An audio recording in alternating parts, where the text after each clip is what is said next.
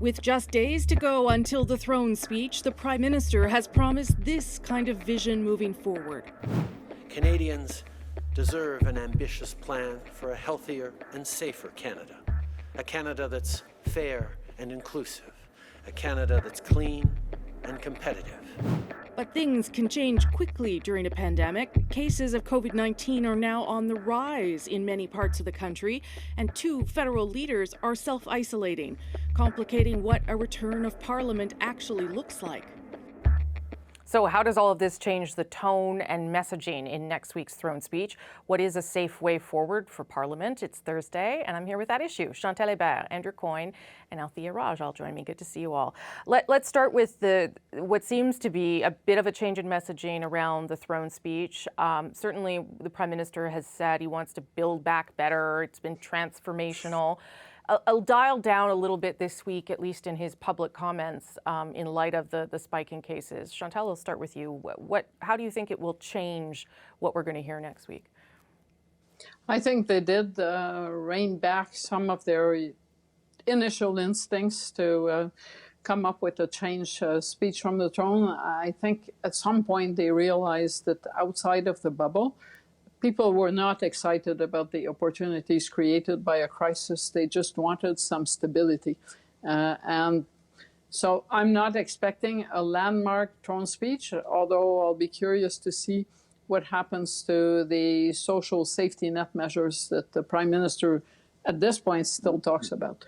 Yeah, I mean, he does say it's going to be ambitious, Andrew, so presumably there might be some sort of big, different, new idea in there, even if it's not all the things that we might have thought. We don't know because there's a different trial balloon every day.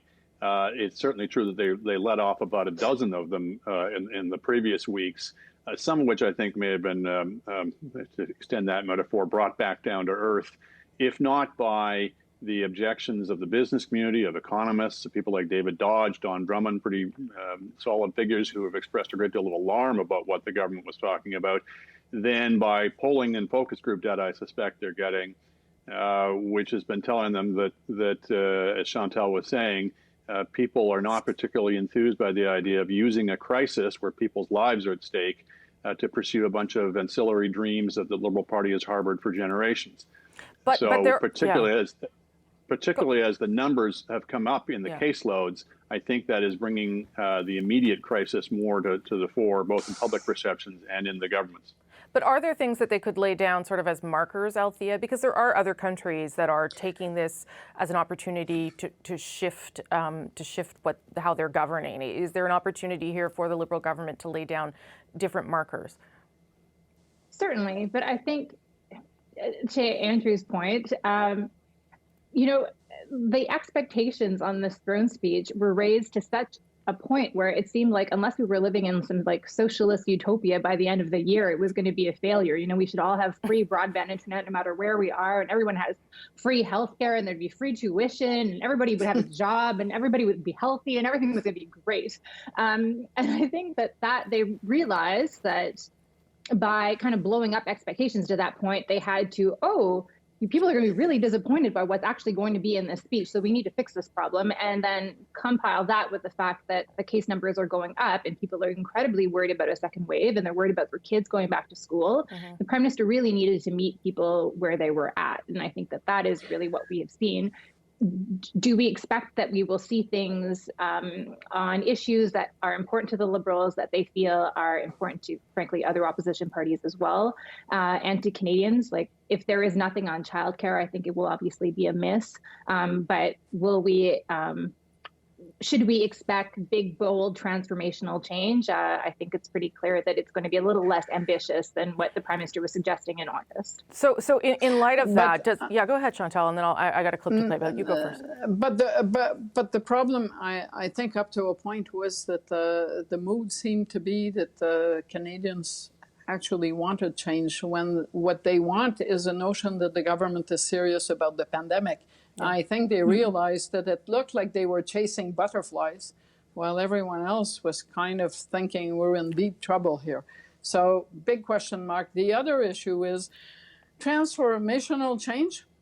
maybe announced in the throne speech, we will have a federal election long before any of those heavy lifting issues get off the ground. Right, because we're still in the midst of the pandemic. So let me ask you whether this sort of trying to dial down expectations changes the possibility of an election. Here's what the Prime Minister had to say about that earlier this week. I think it's irresponsible to say that an election would be irresponsible. Our country and our institutions are stronger than that. And if there has to be an election, we'll figure it out. I don't think that's what Canadians want. I don't think that's what opposition parties want. It's certainly not what the government wants. Andrew, how did you read that? I don't know because everybody's just spinning here. Look, it will all depend on where they're at in the polls. I don't see any incentive for anybody to forcing an election. The Liberals are not free and clear of the Tories at this point. They're much closer than they would like to be, I think, at this point. And they have to get, if the Liberals don't want to push for an election, then all three opposition parties of the major ones have to vote together to force one. And I don't see that happening either. So, and particularly, again, as the pandemic revs up again, if that's what's happening, I mean, what we know from the spring is a relatively slow growth, it seems, in caseloads can suddenly turn into a much larger one, the power of exponential arithmetic. And if that's the curve we're on, we don't know yet. But if we are and the cases really start to spike, I think the appetite among the public for an election will grow much less.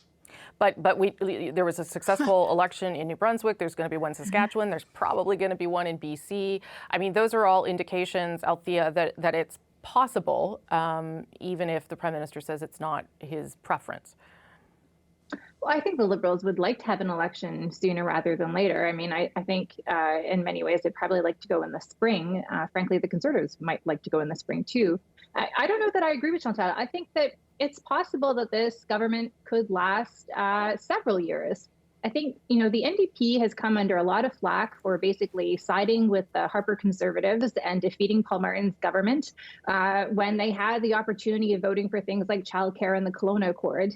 And there has not been a more left-wing Liberal government in almost a generation since basically that one. So if the NDP wants to prove to its members that they are there and they can affect change, how could they not side with the Liberals? So short of the Prime Minister walking over to the Governor General and saying, I need a dissolution, please, I don't see why the NDP would vote against this Liberal government. No, especially because the NDP likes to then say that they were the ones that got the change. That's how they claim wins every time it happens. They will have to, explain why they are supporting a government that has so many ethical scandals and whatnot. But if they want to affect policy change, this is their opportunity to show their members and to show the people who voted for them that they can do that. Chantal. The last time the NDP was in that position, ethically challenged Liberal government, they did support the government and co-wrote a budget, and that was back with Paul Martin and the sponsorship scandal. But that position was proven to be unsustainable.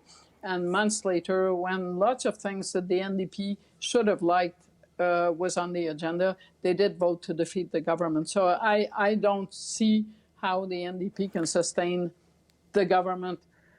They've pushed down the marker to the budget, but there will come a point where they won't have a choice. Okay, I want to do. It's going to be sooner rather than later. A quick go around on the fact that two federal leaders are now self-isolating because they've been exposed to COVID.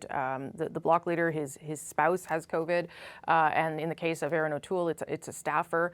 The Conservatives at one point wanted to see more people in the House, and now it just seems like sort of in many other parts of the country, just the same situation is happening here in Ottawa.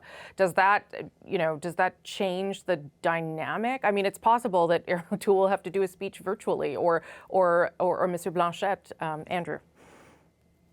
Yeah, I mean, we've seen with a number of political leaders that they play rather fast and loose with the rules that they impose on other people. So even as the rest of the country's on lockdown, you see these large gatherings around political leaders, and obviously they're under pressure to do so. They're in the people business. They're in the flesh pressing business. But we're now seeing the consequences. I don't think that necessarily precludes prudent measures to allow Parliament to function. But one of those is everybody wear masks. And we keep seeing pictures of political gatherings where nobody's wearing masks. Yeah, Althea and then Chantal quickly. I think we may see, because of the fact that Mr. Blanchet and Mr. O'Toole are basically stuck at home, that there will be movement on things that the Liberals and the Bloc and the NDP have been trying to push for several months, which is remote voting. Nobody would say anything today, but I was told that they're close to an agreement, so they don't want to leak anything. And that means that, things are moving in a perhaps more constructive way. So I think everybody is on side to not have 338 members back in the chamber. What a hybrid parliament will look like, how many people will be there, will they be wearing masks, can they social distance properly, can the committees continue their work, can we basically have a full parliament? We can only have a full parliament if people can vote, whether that's standing up and waving their hand, or if it's voting through an app. And it seems like there is going to be agreement by the time we talk next week. Last word to you, Chantal.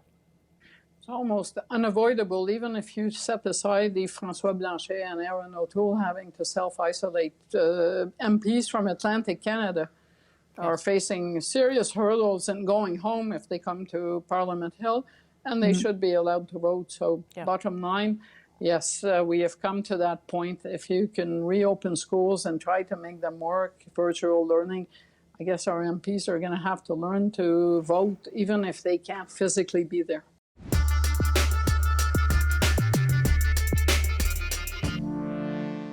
Yesterday's decision by the U.S. administration to remove unjustified tariffs on Canadian aluminum was the right thing to do.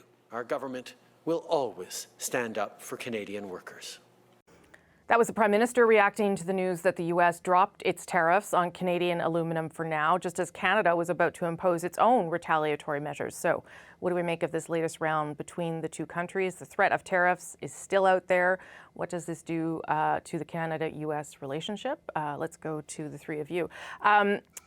I don't think Canada can take credit for the fact that this happened. I know that there was different lobbying and the association was involved in different industries, but I'm not sure the government can take full credit. It does seem like this was domestic politics that pushed Donald Trump to pull back. And it is a reminder of how complicated that relationship is when he is the president, Chantal. Can't take credit, but the fact that it's an election period in the U.S., it's not going well for the incumbent.